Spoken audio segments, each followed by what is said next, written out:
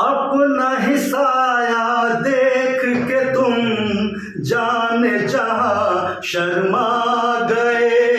अभी तो ये पहली मंजिल है, तुम तो अभी से घबरा गए। मेरा क्या होगा सोचो तो जरा, अब खुद ही सनम फैसला कीजिए। ओ मेरे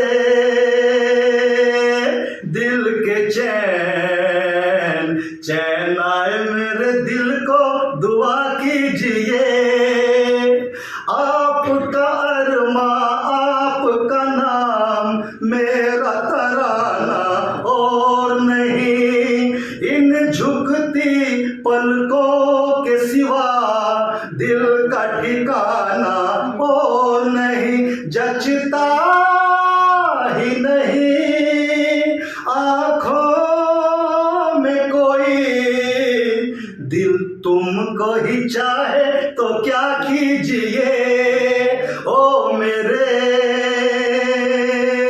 दिल के चैन, चैन आए मेरे दिल को दुआ कीजिए। भाई दीदी के साथ दो बोल गाने का मुझे भी मौका मिला, और फिर स्टार्टिंग वीडियो पूरी हो जाए। दीदी कोई और गा दीजिए जो कोई दिल के करीब हो।